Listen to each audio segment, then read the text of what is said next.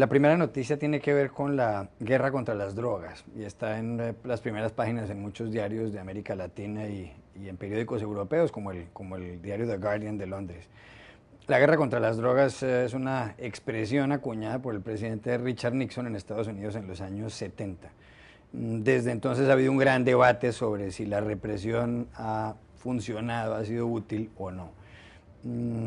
Gente como el escritor mexicano Carlos Fuentes, que estaba a favor de la despenalización del narcotráfico, de la legalización de la droga, decía, en referencia a lo que pasó con la prohibición al alcohol aquí en Estados Unidos entre 1920 y 1933, cuando fue levantada la prohibición, decía, hombre, si se legalizara la droga pasaría como cuando terminó la prohibición, y es que siguieron existiendo alcohólicos, pero dejaron de existir alcapones. Se acabó la violencia porque el negocio no era rentable. En abril del año pasado, a mediados de abril del año pasado, se celebró la Cumbre de las Américas en Cartagena de Indias, en Colombia, y el presidente colombiano Juan Manuel Santos dijo que la guerra contra las drogas es como pedalear en una bicicleta estática.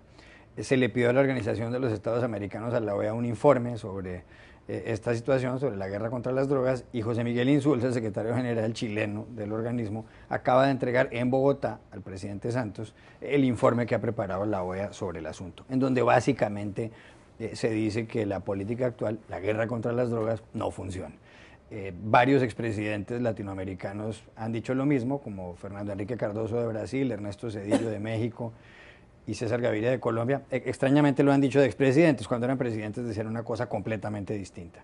La pregunta es, y esto con base incluso en una editorial del diario The Guardian que ya mencionábamos, el periódico londinense, ¿será que ahora sí se abre realmente una vía hacia la legalización de las drogas o por lo menos a un debate mundial en donde también participe Estados Unidos a ver si se cambia la política que no funciona? Yo creo que sí, el momento está y es evidente que la guerra contra las drogas ha fracasado en términos de consumo, de tráfico y de violencia. Por el otro lado, es necesario, condición sine qua non para esto, es que Estados Unidos se avenga a conversar sobre el tema de la demanda de drogas y no solamente el tema de la oferta, esto es un tema legendario. Y además de su propia estructura criminal frente al consumo de drogas. Hay drogas, las drogas más baratas en Estados Unidos tienden a tener mayores penas que las drogas más caras. Ahí hay un componente social, un componente de clase que es importante. Si Estados Unidos va a homogeneizar eso y va a coordinarlo con las estructuras criminales de los países productores de América Latina, entonces se podrá ir avanzando. Otro tema importante para el presidente Santos. Esto es esencial porque el plan de paz está íntimamente ligado a la producción y al tráfico de drogas. Otro tema más al respecto. Uruguay ya ha legalizado el consumo de marihuana, por ejemplo. Habrá que mirarlo con detenimiento y ver si eso resulta para ir explorando ese camino para los demás países, aún para Estados Unidos, como decía lo de Al Capone y eso. Y finalmente, también yo creo que desde el punto de vista de política pública hay que mirar el contrafactual. Bueno, una vez que se descriminalice una importante parte de este negocio, ¿hacia dónde va a ir? Porque va a ir a otras actividades criminales también. Entonces, ¿cuál sería el escenario entonces? Bueno, podría ser que todo ese negocio vaya al tráfico de personas o que vaya al lavado de dinero de terroristas.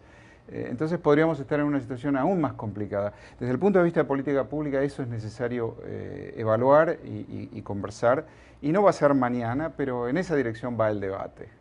¿Será que va el mundo a enfocarse ahora más bien en lo que tiene que ver con el consumo de drogas? ¿Lo va a ver más como un asunto de salud pública que como un delito? ¿Usted cree que ese debate se va a abrir y que...?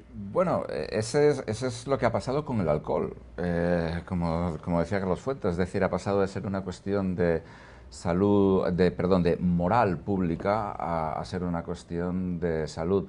Probablemente, yo no lo sé, en términos de salud las diferencias no hayan sido demasiado grandes con respecto a antes de la prohibición o después, es decir, la gente se muriendo por exceso de consumo de alcohol, el alcohol es la droga legal, etcétera, etcétera. Sin embargo, también hay una cosa clara, cuando llevas 40 años en una guerra y no la has ganado, compensa replanteártelo, ¿no? Entre otras cosas porque en 40 años también se te puede olvidar por qué empezaste la guerra, es decir...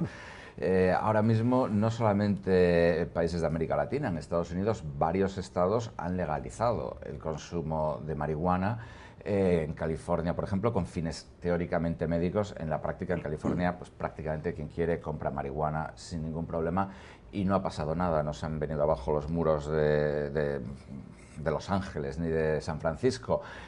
Hay muchísimas drogas sintéticas en los países desarrollados, en Europa, en Estados Unidos, de las cuales nos olvidamos al hablar siempre de estos problemas, que son drogas hechas en casa. Todo el éxtasis, todas las drogas vinculadas a salir de noche, bueno, al margen de la cocaína o la metanfetamina en Estados Unidos, es la droga de la gente pobre y rural.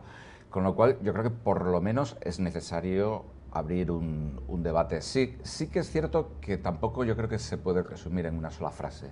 Es una cosa muy complicada y evidentemente, por ejemplo, aquí en Estados Unidos, cuando se acabó la prohibición del alcohol, muchas mafias se fueron pues, a cosas de recogida, incluso recogida de basuras o lo que fuera. También es cierto otra cosa, que esas actividades dejan márgenes normalmente mucho más pequeños que la droga. La droga es un negocio tremendo. Entonces eso también es un incentivo muy grande para entrar en él. Según la ONU, hace unos 10 años, el narcotráfico era el segundo negocio que más dinero movía en el mundo, detrás de la venta de armas y por encima de la industria del petróleo. Para este debate no se convertirá en un escollo la posición de Enrique Peña Nieto, el presidente de México, que tomó posesión del cargo el pasado 1 de diciembre.